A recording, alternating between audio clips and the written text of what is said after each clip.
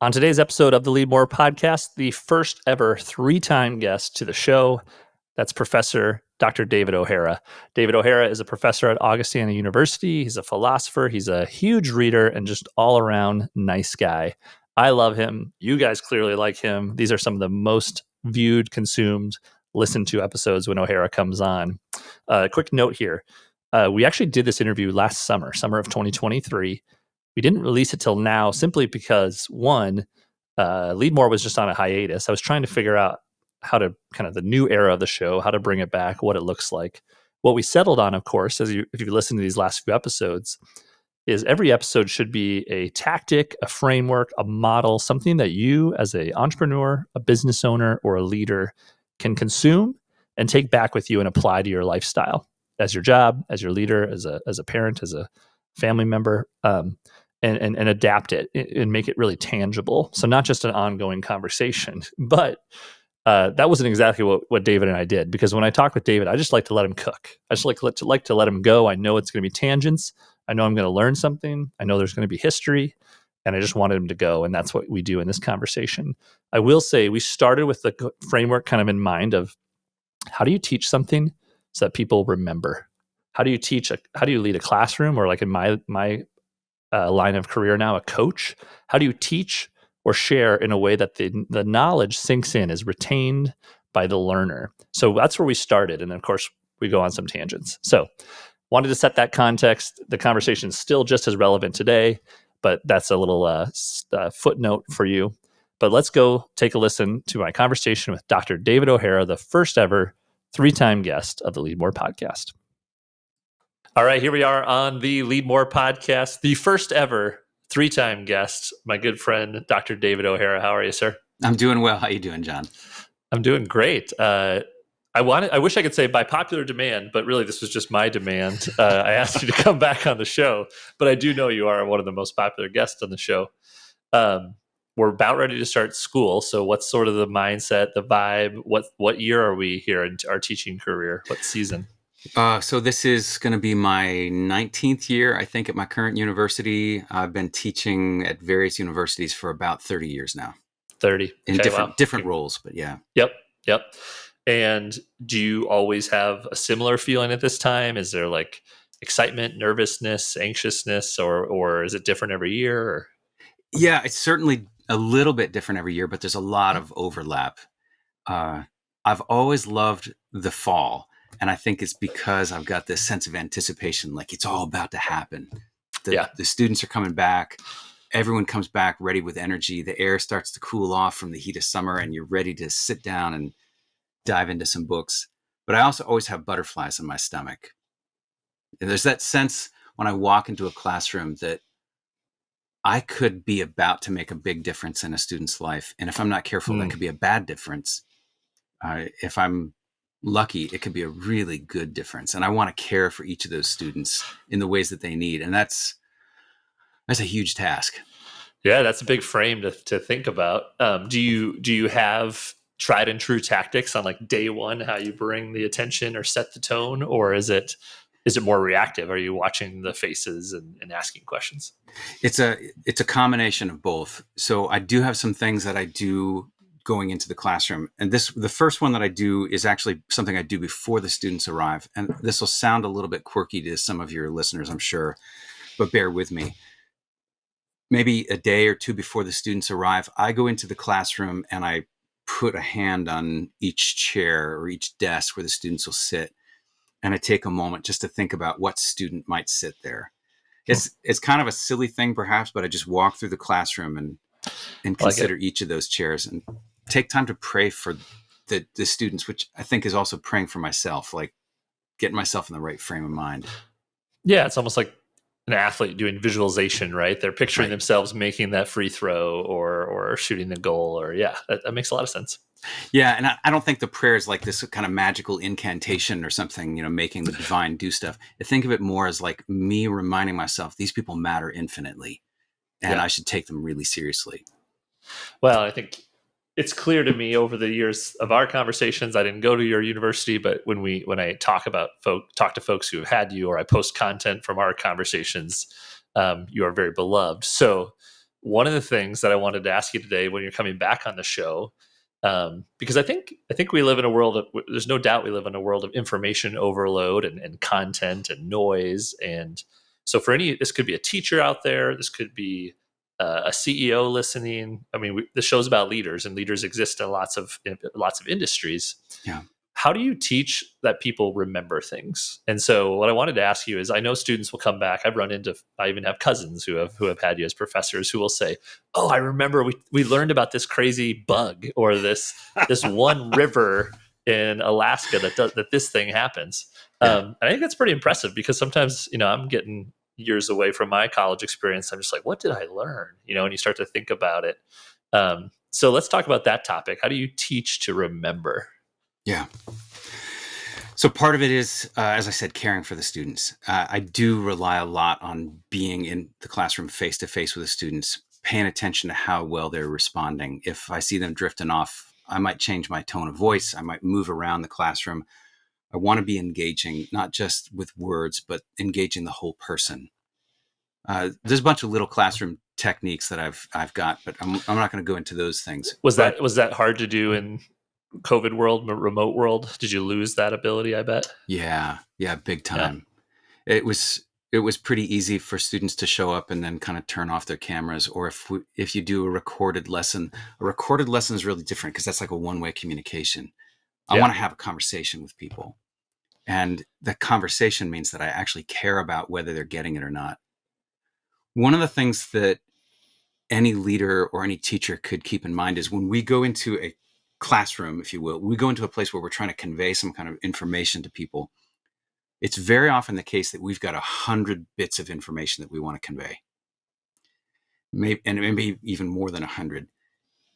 And we've got to avoid falling into the trap of trying to make sure all those data points get across. Rather than asking, what are all the things that I want them to get, we should ask ourselves, what's the one thing I don't want them to miss? Sure. So I'm going to teach this class. And you know that going in, that Absolutely. you've already decided. Yeah. Okay. You've got to know that. That's a big part of the preparation. You know, as a leader, as a teacher, a lot more probably than anyone who you're working with about certain things.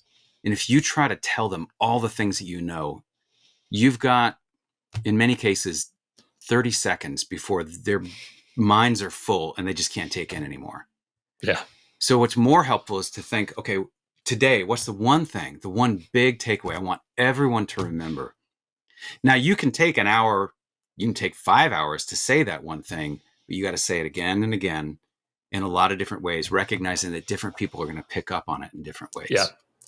I mean, I think one of the ways I've experienced in our conversations with you is teaching through story, right? Yeah. Teaching through examples, analogies. You do a really good job with history. So are you thinking about baking that one thing into a story or an analogy or history? All the time. Yeah. Yeah. And I travel a lot as part of my work. One of my main reasons for traveling is to gather the stories and be able to bring them back. Yeah. If I can tell students about that river in Alaska, if I can tell students about my work as a bricklayer in Nepal, or meeting an insect that I've never seen before in Guatemala, I can talk all sorts about river mechanics, and I can talk about the culture of Nepal, or I can talk about the entomology of the rainforest. If I'm just given data about entomology, if I start describing insects and structure of their legs and that sort of thing, people are going to pick up a tiny little bit and then they're going to doze off. Yeah. But if I show them a picture of one insect and say, "Can you believe this?" Very often that's the thing that captures them, and they'll remember an image, they'll remember a song, a story, a line of poetry. These are ways that culturally all over the world, we know this, right? You put an image on a cave wall, sing a song, people remember it. Give them data. Not so much. Yeah, absolutely. That was sort of why our company Lemonly existed, in that exact idea, right? To tell it through story. Yeah. I'm preaching to the choir. I want to ask you, this is a theory. I don't know the answer yet. I've been kind of workshopping in my head, but I was able to spend some time with a prominent South Dakota CEO and leader recently, and I just thought this person was such a good storyteller. And it's just really like you were on the edge of your seat and leaning in and trying to hear about all these experiences. And, you know, often I think some of this comes with age and wisdom, but I was trying to ask myself, do the best storytellers just have more unique, better experiences than I have had? Or are they just really good at telling the story? Right. So Mm, is it going out and traveling and collecting the experiences that make your story great? Or could you just tell a phenomenal story about the bug in your backyard? sure. Think about the way that musical theater works. When we analyze musical theater, we could take apart the words that are spoken or sung. We could take apart the music that accompanies it, or the music that is sung to, the dance moves, the acting, the scenery, the stage. All those things matter. And some storytellers are especially good at one or two of those things. So you might have a storyteller who's just got a really good voice, the kind of voice Hmm. that it doesn't matter what they're saying. You just want to listen to that. And I think of like Yeah, James Earl Jones, sure. Yeah. right? I mean, Great uh, example. Morgan Freeman. Yeah. Morgan Freeman. You listen to the voice, you're like, you know what? You say whatever you want. I'm going to continue to listen for a while. Some storytellers have an amazing script, but not a great voice. Some of them have this amazing background, which might be their personal experiences. You know, the scenery is their ability to Hmm. tell you, and this happened in this location. I think that there are lots of different kinds of storytellers, and somebody who wants to become a storyteller would do well to think about what are all the elements of story and what are the parts of storytelling that you can get good at. Hmm.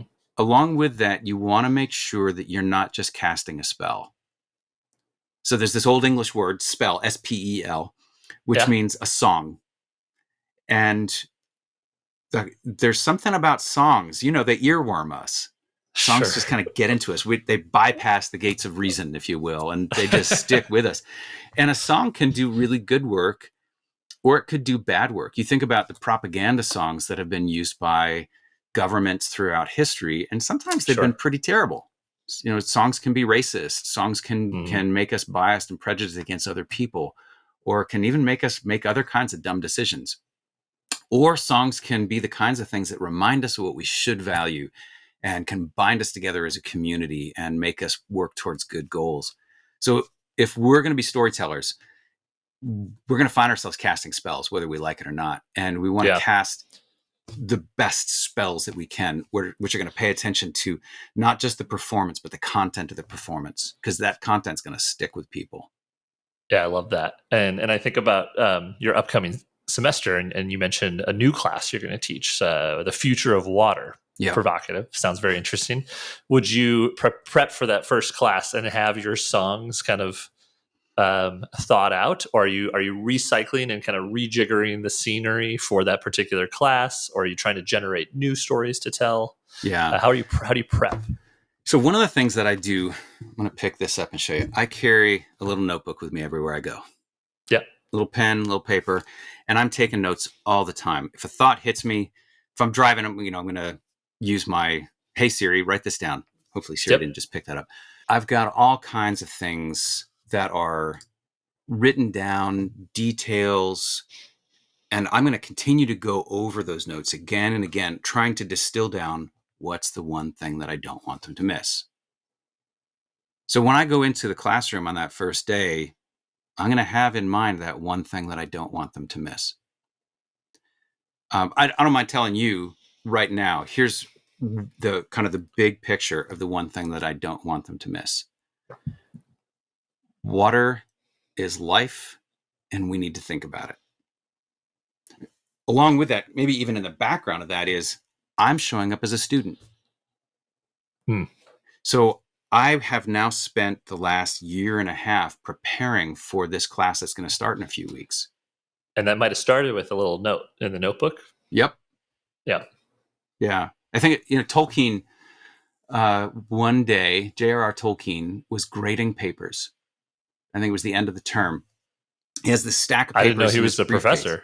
I thought he was Yeah, just a so he writer. was an English professor at Okay. Oxford. he's grading papers, and he's going through this stack of papers, and he finds a blank page, just one blank sheet of paper. And as he tells it, it just hit him to write down a single sentence. And the sentence was this: in a hole in the ground, there lived a hobbit. Hmm. He says, I didn't even know what a hobbit was. Like, where did that word come from? So, but the sentence comes to him, and he writes it down, and that becomes the beginning of the Hobbit. Of course, it winds up blending together with this other story that he's been building, the Lord of the Rings.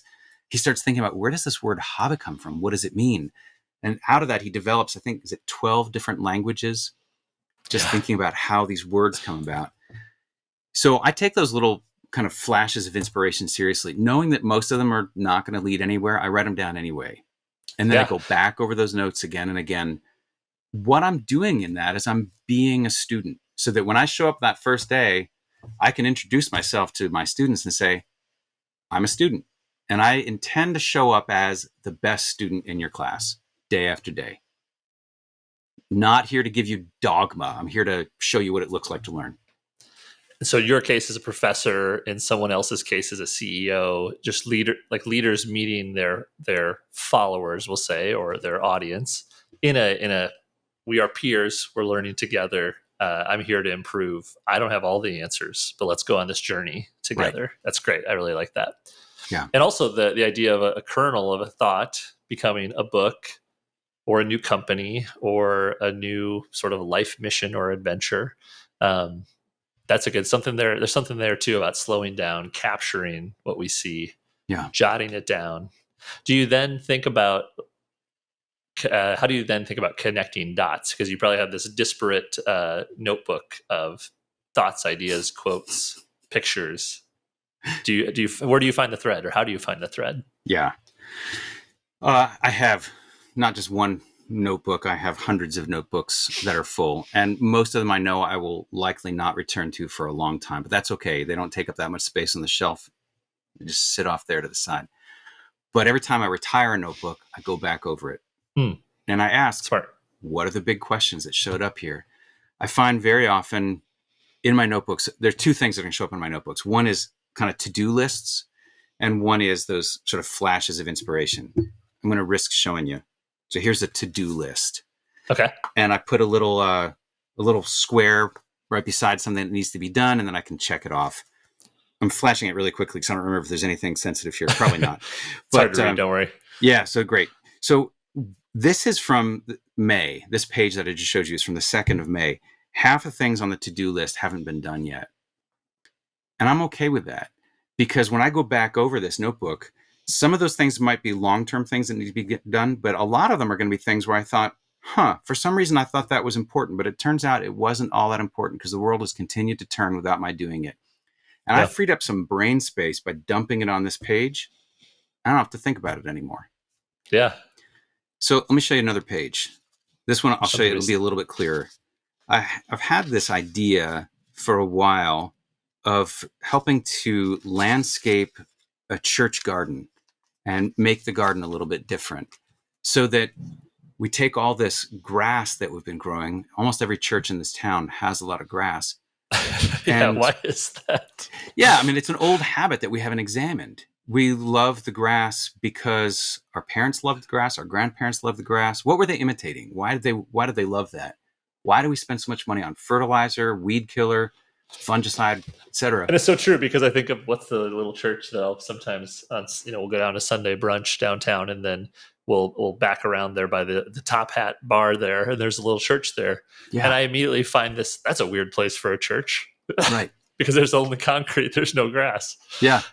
Is it a weird, it's just a place to gather, right? I mean, it shouldn't matter. I mean, as many people have pointed out, you don't need very much. I think it was one bishop in Canada once said that all we need is a table, a cup, and some books. And really, in the end, we don't need that either. There's something to that. So I was thinking, and this I think you can see a little bit better. How do we make... we got like some plots here. Yeah. How do we... And I started thinking, what are the questions that we want to answer? So what I've drawn here is a church garden that has raised beds that's accessible to people of any age, that minimizes the use of water, minimizes maintenance. So I just started thinking, like, what are all the questions? What are the problems? What are the points of friction that we could eliminate? And I started drawing pictures. When I drew that picture, I then talked about it with other people and spent a little bit of time. One of the things that came up with as I drew that the picture, fancier notebook here. People in my church are older, and they said, "Your handwriting's too small. I can't see it." So I made it and now I much have some bigger. color. Now, this struck me as being kind of big. This is one of my other big sketchbooks that I carry around with me. I don't think of myself as an artist. This took me a while to do that, but it helped me to think with a pencil and with watercolors. Yeah. There's data behind that for sure. Yeah. They still said it's too small. So I printed it out 6 feet wide, 4 feet high, and brought it to church. And they're like, "Oh, that really works. We can do that." And it occurred to me, printing it out like that means I could take that poster to any church in town, and not just churches. I could take it to a hospital. I could take it anywhere, any place that's got soil that they don't know what to do with and that they're wasting time and energy and money on maintaining. And I could help them make a garden that's minimal maintenance, that feeds the community almost for free, at least a little bit. Apple trees, for instance, take so little maintenance. Yeah. Why not do that for people? Yeah. And that makes me think of, the printing press, obviously how that changed our world. And now the internet being a version, we share this idea on a podcast and some church hears that across the world. And yeah, it's pretty cool.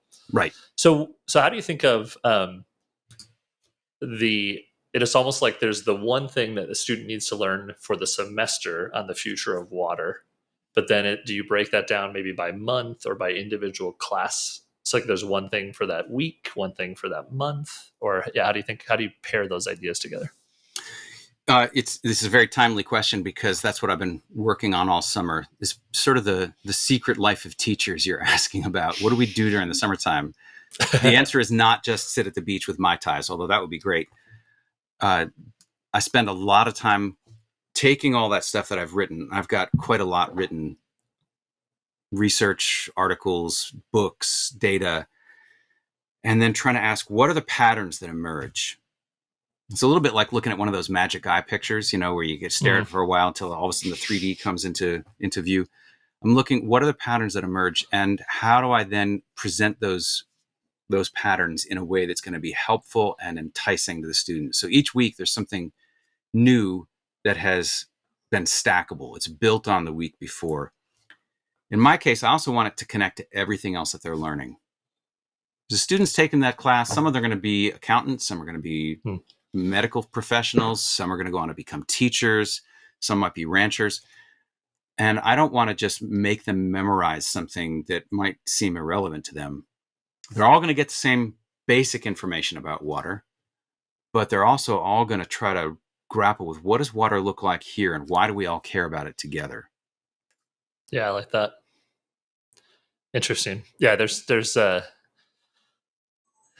lesson there too, I think, in for any leader of planning whether that be the annual goal and then the quarterly goal, and what do we need to do this week, or what do I need to do today in my department, in my role, in my and how those connect together. Making it personal, I guess, is making it individual. Right. And we think about writing the syllabus for a class, we often think about what's the content that we want to impart. The hard part about that is the more I regulate that, the less creativity I have, the less creativity I invite my students to have. As I've created space for the students' imagination in my syllabi, they've come up with stuff that I never would have come up with myself. So this about our campus. My students have built an orchard, a prairie restoration garden, a vegetable garden, an outdoor classroom, an apiary so that we can raise bees. Those are nearly all of those were student ideas. And they said, "Hey, can we do this?" And I was like, "Well, I don't think we've ever done that before, but sure. How would you do that?" They had the imagination, and then we have this conversation that's kind of cyclical, and I help them to then turn their imagination into something real that winds up benefiting the community. That wouldn't happen if I was just telling them, we're going to do this semester. Absolutely. Yeah. The willingness to leave it incomplete, right? And leave openness for Right. iteration. Yep. On that part about how do we teach for people to remember when you're in, we have the one thing, we set the room, we set the stage, kind of bring it, personalize it. How do you know when the light bulb turns on? Are there signs? Are there moments? Are there questions when you're like, bingo, I know that they got it, like deep in their soul? Yeah. Yeah. And it's going to vary, but a lot of times you just see it, you kind of read it in their faces when students go, oh, like there's the ways that our body says, oh, there's a little leaning forward, the eyes open, they start paying attention. Sometimes the hand goes up like, I want to ask about this. Yep. A lot of what I do is improv. So I'll come to class with lots of notes, but I try not to use too many notes. I don't want to have a PowerPoint that's going to take up the whole class, or I don't want to fill the chalkboard with notes. I want to have enough notes there that there's something for the students to sink their teeth into. And then somebody's going to say, okay, you just said this, but what about that? Now the conversation's going. Yeah. So that's how you know. Yeah. But I also have to pay attention to those students who are not doing that. I don't want to just teach to those 3 or 4 students they've already studied this stuff. They're ready to show off and do more.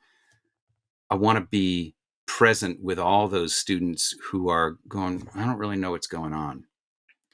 So one of the big things that I'm going to do early in the semester is get to know the students.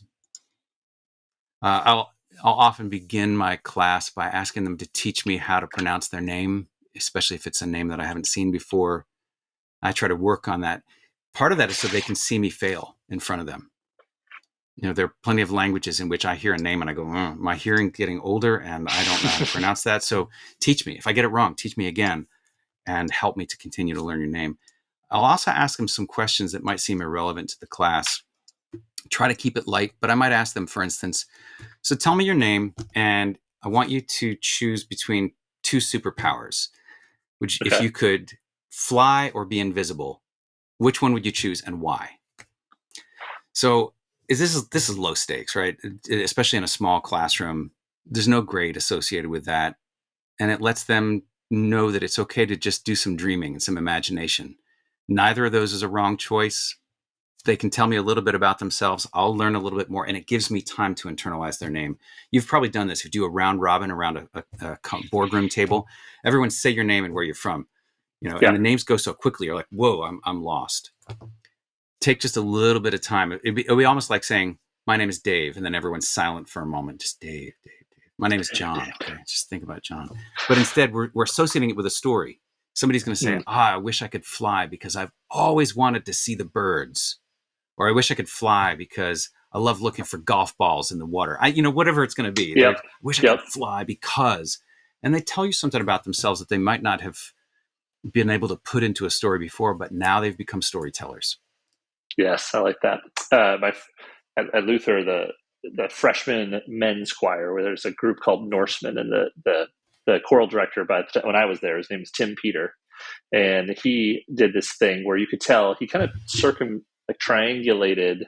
It was like John, Bobcat, Brookings Bobcat, and then something else like a fact like loves soccer, or his brother also came to Luther. And I think with these like 3 data points, he could remember names, remember faces. Yeah. And I always found that interesting. You could tell he was mechanical about it in terms of how he did it. And it was pretty impressive. It worked. You're touching on something really important about memory. And we often think of memory as just like, you've got this bit of data and I've got to somehow hold on to it. And that's a little bit like saying, here's this brick, hold on to it. And you can hold on to a light brick for a little while, but eventually you're like, I want to put this down somewhere. And eventually it's going to feel heavy. But if we engage the whole person in memory and engage your visual cortex, if you can engage your sense of smell, just by hearing about smells, you can engage your sense of smell. I mean, if you think about the smell of your mother's cookies being baked in the kitchen, you start to remember. Yeah. When I say that, do you start to picture the vision of the kitchen as well? I was just picturing the cookie and the smell first, like breaking it open. But more than one sense winds up getting engaged, right?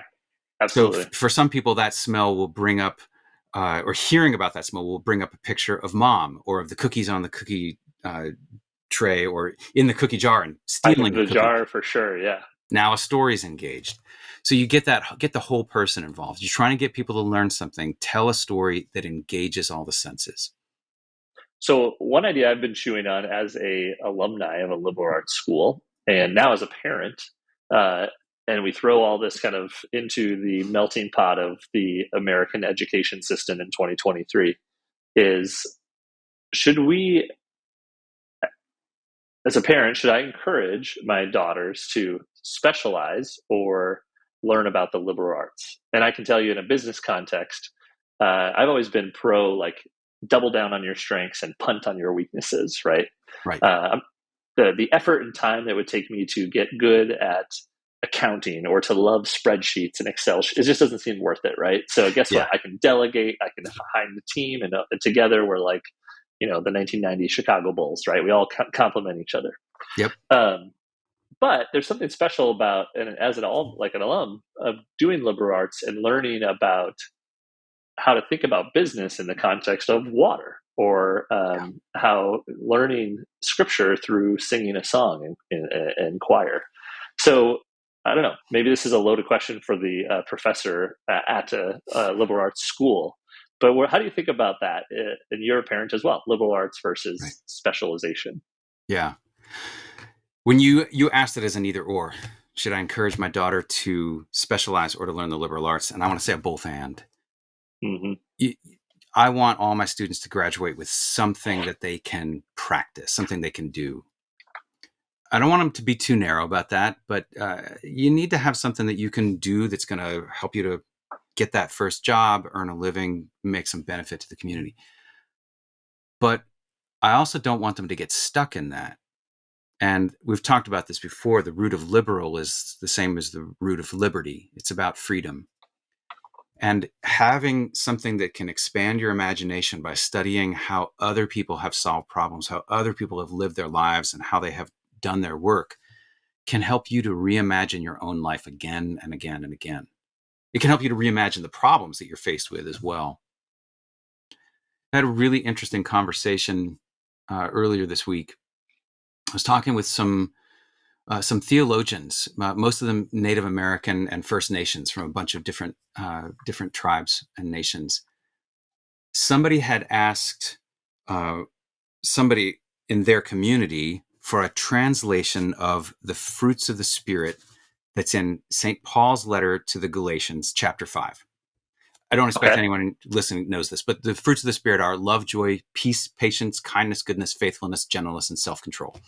That's St. Paul, 2,000 years ago, writing to this church in a place called Galatia and saying, these are the things that should be growing in you. Right? So, and it's a noble sounding list. I mean, just those first few, seems good. Love, joy, peace, right? Who doesn't want those things?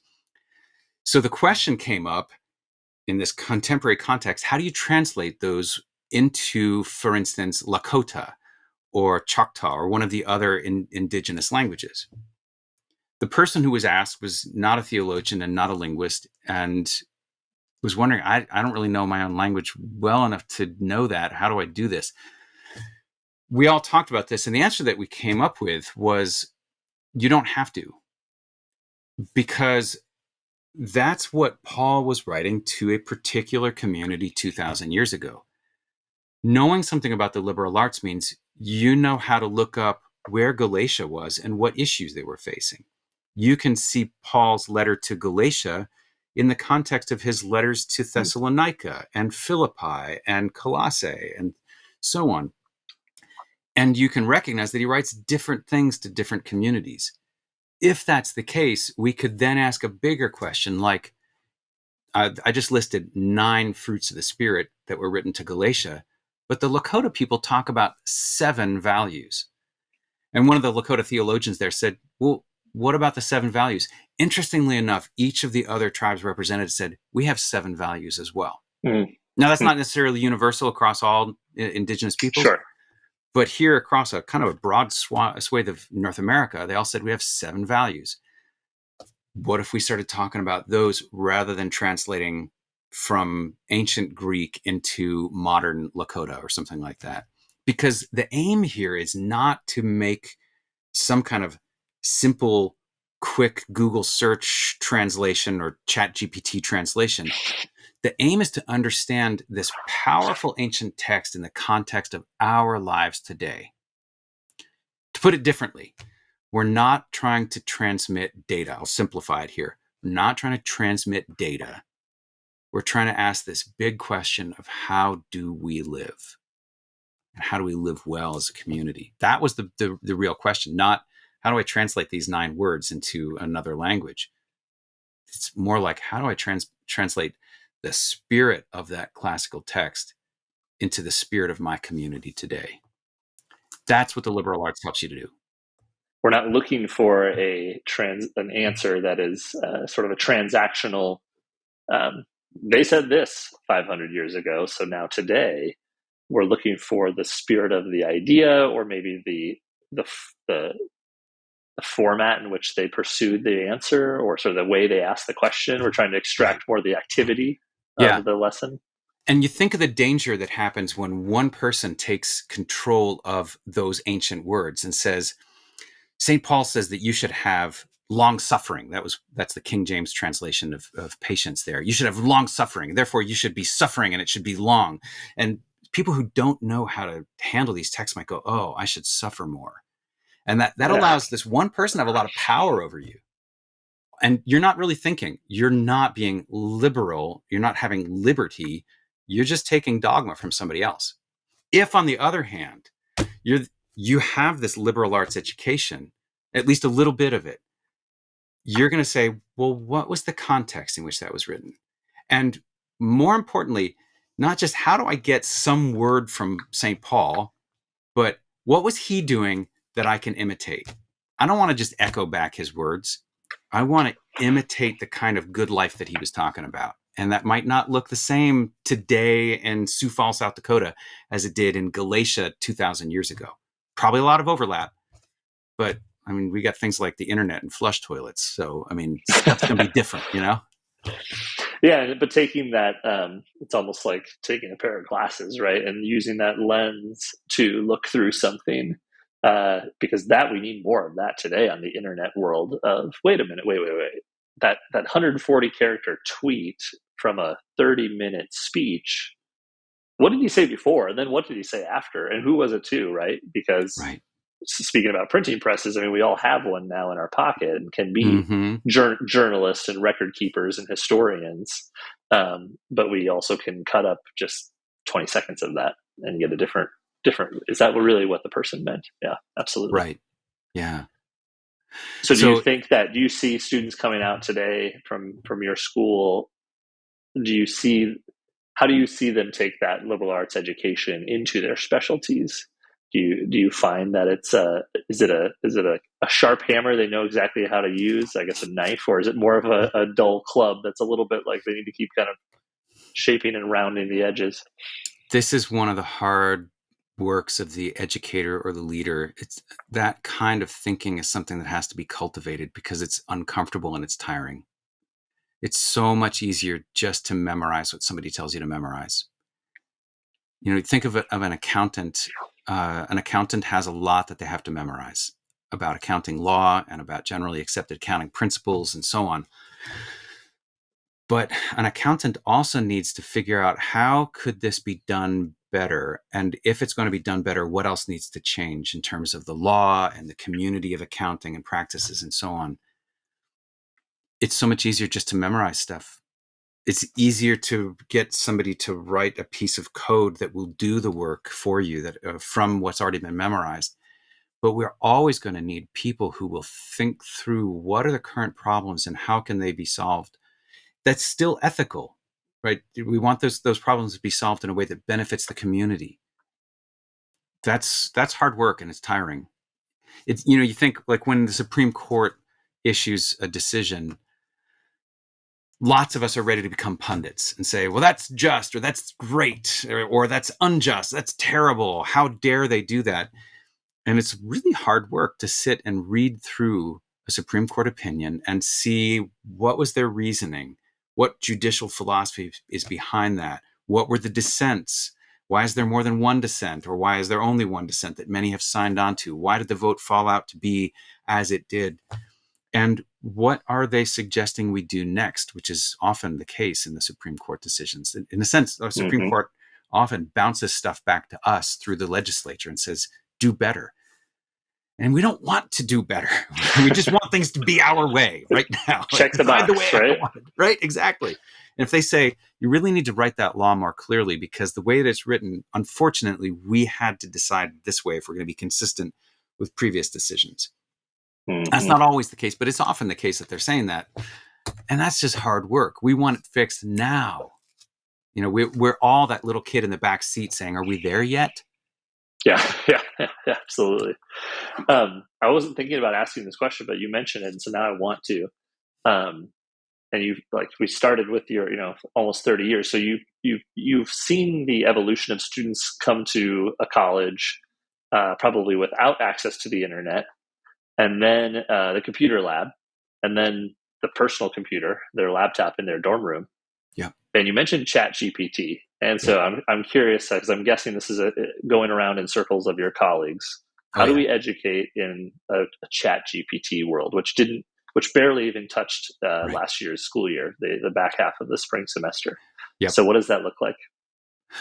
Yeah, so a lot of colleges and universities have been, probably all of them have been wrestling with this. Some folks, of course, are proposing various kinds of limits and bans that I guess some of that makes sense, but it strikes me as a little bit like when we replace slide rules with digital calculators.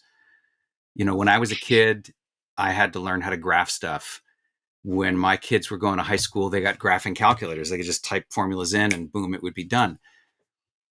I could have said, well, when I was young, we had to learn to do it the hard way.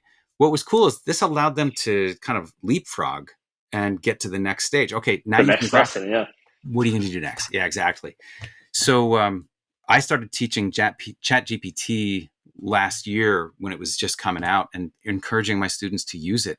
I was teaching a business class. We knew the former prime minister of Norway was coming. And I said, I said to my class, how would we write a letter of thank you to former Prime Minister Brundtland in Norwegian? And how would we do it in proper business format? And they all kind of panicked. We had one Norwegian student in the class. So I said, let's pull up ChatGPT. And we asked it to write the letter. It wrote the letter, of course, in a few seconds. And the Norwegian business student said, oh, that's pretty good. And then we could talk through it and say, okay, well, what makes it good? We're not just going to copy and paste it, but we can ask, what did ChatGPT get right? It's learning from this large language model. So in other words, we're saying, what are the generally accepted standards of business letters? What constitutes polite Norwegian when you're writing to a prime minister? What we don't want to do, of course, is just have machines replace us completely. There's still so many fun things to do in the world. One of those things is get your sketchbook out and draw stuff. Yeah. Yes, machines can draw stuff for you, but draw stuff, make some music, write some poetry. I don't know. Go and play. Don't have somebody else to play for you. Yeah. So I want to encourage playfulness in my classroom. And I want to encourage my students to have their own self-interest in mind as people who are continuing to grow. So what I said to those business students is, what kind of reports do you want? Do you want reports that were written by human beings who are willing to take responsibility for them? Or do you want reports that were written by a machine and never checked by a person? There's room in between. The machine can do a lot of the writing. Great. I use machines all the time. But you eventually want somebody to have some skin in the game, somebody to take responsibility for what they've handed in. So now the question, they all said, we definitely, if I'm a manager, I want somebody to take responsibility for it. I said, great. So live imitably. Live in a way that's worthy of imitation. And that way you won't be a hypocrite when you tell your employees, I want you to take responsibility and I'm taking responsibility too. Similarly, I, as a teacher, if I show up and say, I'm not bothering to learn anymore, I'm just going to repeat this lecture that I gave 30 years ago. It's still fine. I mean, Plato hasn't written anything new, so I could do that, right? I say, we're going to read about Plato's Meno, and I'm just going to tell you what I told the students 30 years ago. But what I could also do is I could say Plato's Meno, his dialogue Meno, is about continuing to learn. And I want to show you what it looks like for somebody 30 years on, continuing to learn Plato's Meno. And I'll tell you stories about how hard it was for me when I was your age. And I'll talk you through some of the things that I learned along the way, but I'm also going to invite you to do some of the exercise yourself. I like that. So playfulness, curiosity, Yeah. skin in the game, responsibility. I like that. Self-interest. We want to grow, right? So It's great. I mean, think about the things you don't want a machine to do for you. You don't want it to kiss your beloved for you, right? No. You can imagine like if your spouse says, "Hey, let's dance," and you go, "Yeah, I'm going to send my machine to dance with you." Now, maybe there's a time when that works. If you're on another planet and you can't be there, and you say, "I'm going to dance. This Waldo is going to imitate my movements," just so that we have that sense of touch. But I mean, come on. Most of the time, there are things we don't want it to do for us. You don't want it to eat ice cream for you. You don't want it to play with your children for you. That's Those great. things that matter most to us often have to do with love and intimacy, playfulness and growth, experience of the world with all of our senses, singing, making art. Let's do those things. And let's do those things in the classroom. Let's do those things at work. Let's do those things in our work of being a self-governing society together. I think those things make us better people, and they make the world a better place to live in. I think that's the right place to finish. So I love that. That's a great wrap up. Good monologue there. I'm excited. I'm excited to see how you think about that in the fall semester. And we're gonna have to get the synopsis of the future of water. I'm intrigued by that class. All right, that was David O'Hara. Always so enjoyable. Love that conversation. I hope you did too. Remember, you can find all the Lead More episodes on Spotify, but now also on YouTube. Go find me, John T. Meyer, or search Lead More Podcast on YouTube and click subscribe. We will drop all the episodes now in video format on YouTube. And I drop a new video every Thursday. Every week, we're putting out a new video, so go subscribe. Thanks for listening. Take care and be well.